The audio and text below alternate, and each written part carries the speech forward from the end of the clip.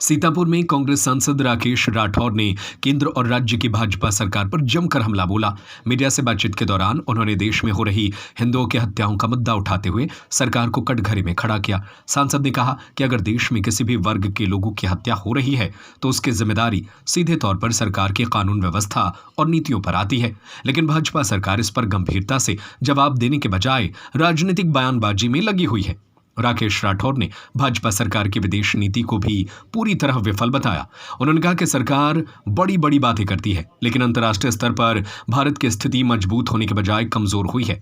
पड़ोसी देशों से लेकर वैश्विक मंचों तक सरकार की नीतियों का असर साफ दिखाई दे रहा है। सांसद ने तंज कसते हुए कहा कि विदेश नीति सिर्फ भाषणों से नहीं, ठोस कूटनीति से चलती है। इसके साथ ही उन्होंने जीराम जी को लेकर भाजपा पर पलटवार किया।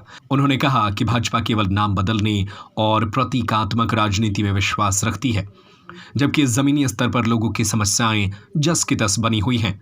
सांसद ने कहा कि भाजपा विकास के मुद्दों से ध्यान भटकाने के लिए ऐसे विषयों को आगे बढ़ा रही है।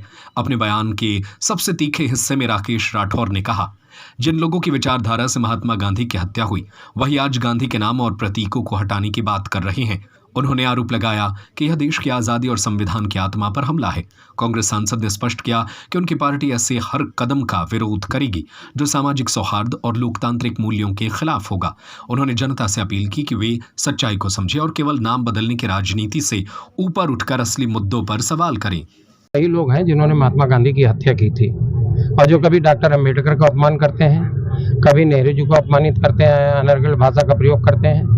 इन लोगों का विश्वास महापुरुषों में नहीं है, इस देश की आज़ादी में नहीं, जिनका लहू इस देश की आज़ादी में बहा है और जिनके कारण आज हम लोग ये आज़ादी की सांसें ले रहे हैं। भारतीय जनता पार्टी उनकी विरोधी रही है। महात्मा गांधी के नाम से इनको इतना चिढ़े, जब उनकी हत्या कर दी, जिंदा थे तो उनकी हत्या कर दी, तो आज नाम कैसे बर्दाश्त कर सकते हैं।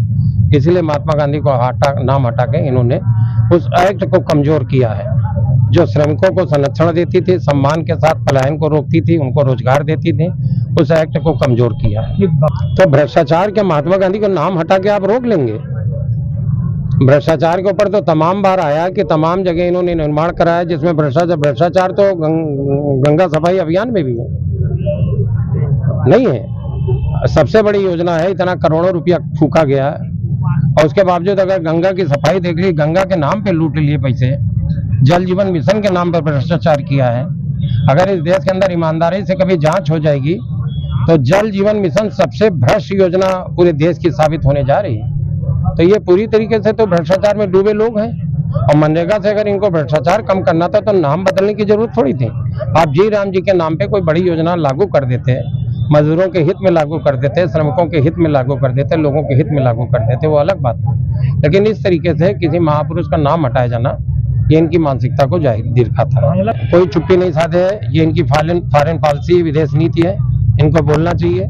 जब यहाँ इतनी लंबी बातें करते हैं, नए नए ऑपरेशन बताते हैं, तो बांग्लादेश को भी इन्होंने हिंदुओं की रक्षा के लिए इनको वहाँ बात करनी चाहिए, वहाँ सरकार से इनको बैठना चाहिए, चर्चा करनी चाहिए और वहाँ लोगों को संरक्षण दिया जाना चाहिए। ये इनका काम है। पूरी तरीके से विदेश नीति इनकी फेल है और ये सिर्फ वहाँ की हिंदुओं की हत्याओं को यहाँ राजनीतिक सिगोफा बनाते हैं, जबकि वास्तव में अगर हत्याएं हो रही हिंदू की तो तय है। तो इनको वहाँ की सरकार से बात करनी चाहिए और रास्ता निकालना चाहिए, उनको संरक्षण देना चाहिए।